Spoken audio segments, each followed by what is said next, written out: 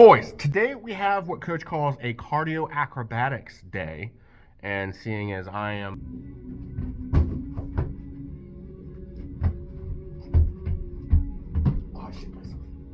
this shape, I have no idea what that means. So you guys are going to come along and learn what it means along with me. Let's go, boys.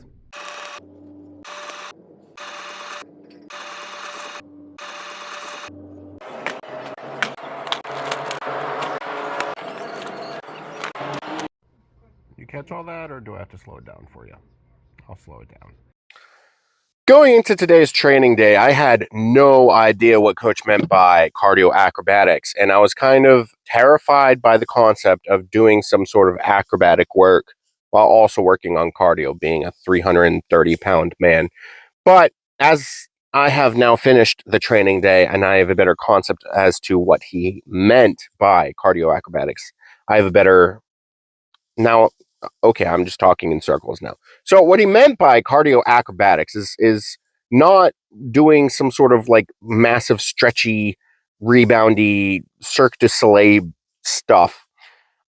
What it was working on a lot of the stabilizers, but working on not just the muscles that happen when you're doing explosive work. I believe that is fast twitch muscle fibers, and working on the opposing muscle fibers, the slow twitch, which works on endurance and as well as stabilizing the body during the movements that you are performing. So the first thing that we did was leg curls for time, 45 seconds, and that was cool beans. The second thing we worked on was goblet squats with a 50-pound dumbbell, and that had zero acceleration. What zero acceleration means is that you do not yeah, no shit, you don't accelerate at any point. What it's basically like an up down tempo with no pauses, no like quick drops or anything. You've got to be deliberate and controlled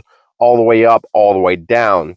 And in between every single movement that I did today, since I have to hit 15 to 17,000 steps today per required by my nutritionist, Brianni Terry, who is an evil lady, but has my best interests at heart somehow, making this fat man get the heart beating.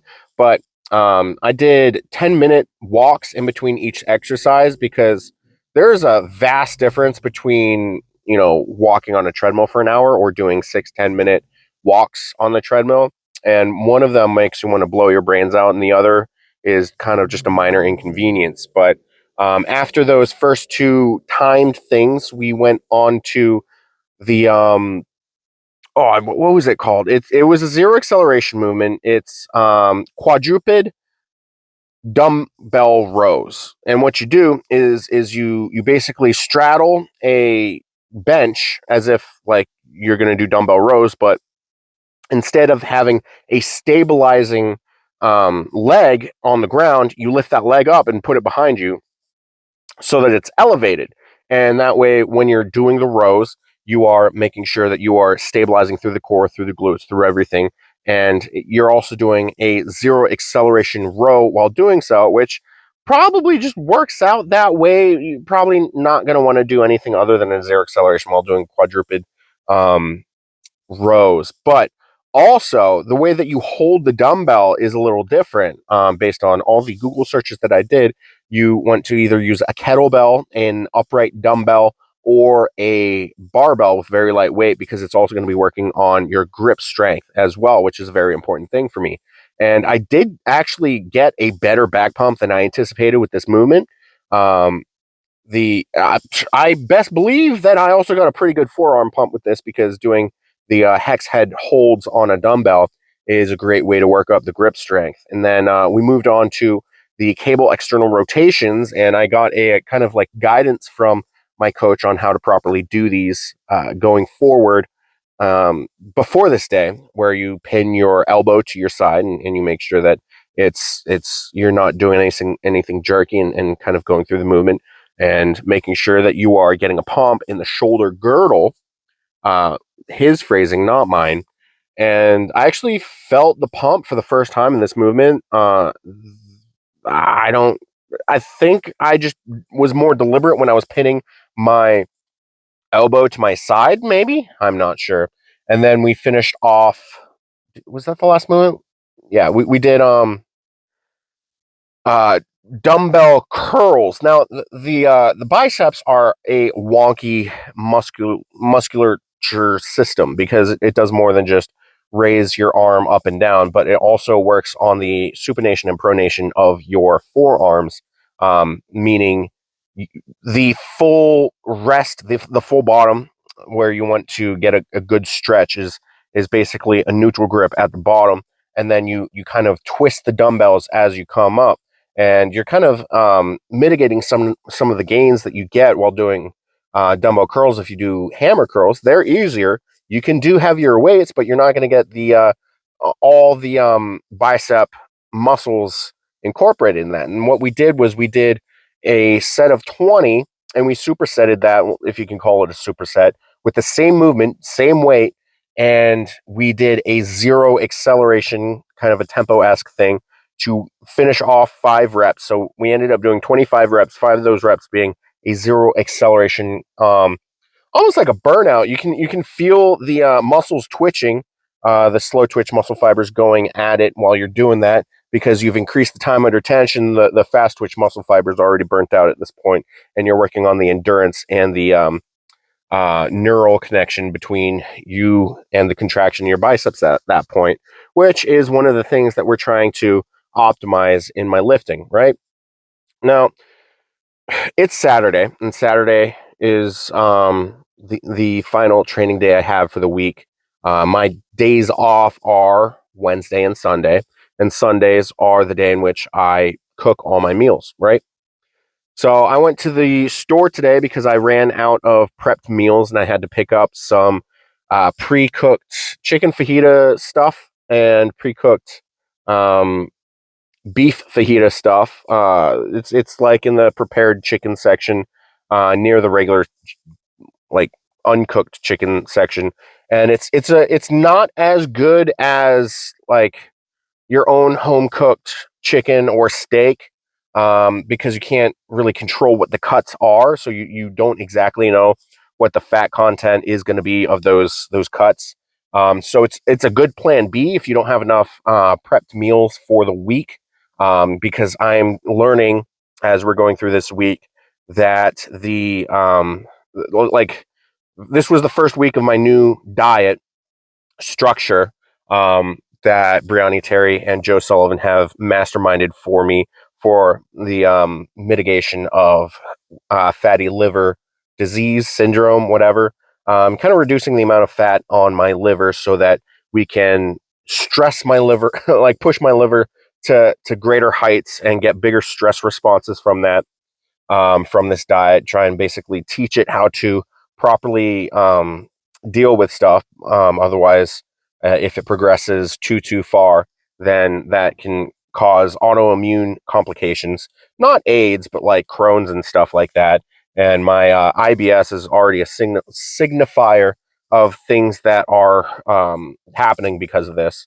Um, but we picked up all the food for the next week. We got it was about 7 pounds of sirloin steak tips and 12 pounds of chicken. Now the chicken might last 10 days, if not more time than that. I had 6 pounds of chicken this past week, and I used exactly 6 pounds of chicken for 5 days, the 5 days that I was at work. And it worked out well. I need to learn the biggest struggle with the chicken right now is nothing to do with like the flavor or anything. You can't, like, when you're microwaving chicken, you always got to have something to drink nearby, like Crystal Light or water, some nice calorie free tongue remoisturizers, basically. And what I'm struggling with the chicken, only the chicken right now, is the size of the bites, because I pre-cut my chicken so that I have little chunks that I can piece out when I'm eating. And I've tried shredded chicken before, and it's okay, but um, I the program says chicken breasts. Briani is a scary human, so we're doing chicken breasts, and I think I have to butcher up the chicken a little bit more to get smaller bites, more juicier bites. Because when after I cook my food, I freeze it.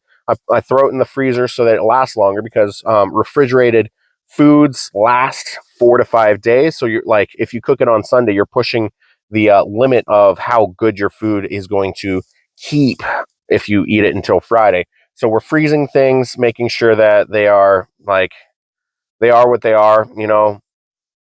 So with the steak, I'm trying to learn how to properly cook the steak so that when I reheat it in the microwave from frozen to an edible temperature, an enjoyable temperature, so I can enjoy the foods that I am eating. Despite food not being a source of entertainment, and learning to have a different relationship with food, progressing forward through this diet and future endeavors. Um, Trying to learn how to properly cook steak so that it's not a leather belt when eating it. So, um, probably gonna go pretty blue with the steak this time, because I went medium rare ish, because I always feel sketchy having undercooked meat going in the microwave. But we're gonna make sure that it gets at least a good internal temperature to get rid of all that bacteria that builds up, and not get salmonella or any sort of foodborne illness. But we're gonna cook up the chicken tomorrow. We're gonna cook up the steak tomorrow. I picked up some cashews because that's my new main source of energy. Because we're doing a carb mitigation where we're pushing all the carbs until nighttime, and we're not really having many carbs throughout the day. So I'm training, and I haven't even had. Well, the foods that I have might have carbs in them, but it's minimal carbs at most. Not even consuming carb powder. We're trying to reduce inflammation of the muscles, the joints, and everything. So reducing the amount of glycogen. And for those of you who are like, "Wow, no carbs, that sounds like keto." Keto only works because it gets rid of all the glycogen in your system, and the moment you put carbs back into your system, your muscles and your tissues go, "Oh, thank goodness," and it takes back all the glycogen. And one of the function of the glycogen is that it holds on to water. So you lose a lot of weight because you're losing a lot of glycogen, meaning you're losing a lot of water. The moment you put carbs back into your diet, um, you get a lot of water, carbs, glycogen back into your system, and you gain all the weight back. Which is why keto is not. It's one of those where, like, you can see the results, but long term it doesn't work at all. So pretty much the best diet. The best diet's the one that you can stick to. The best diet is for weight loss is the one that has a caloric deficit, which is why intermittent fasting is popular, because people kind of push all of their high calorically dense foods to the end of the day, and they end up not eating as many calories because they pushed it all to the end of the day. And they get full fast. And I've gotten off topic, but today was a odd training day because it wasn't that hard. And then we went to the grocery store and we picked up all the food for the day. And I just got home and I need to bring all my groceries inside. So we are going to go do that. And we are going to enjoy the rest of the meals of the day. So remember, boys, boxes are for fucking, not for thinking in. Patrick, 2024. Yeah, Patty out.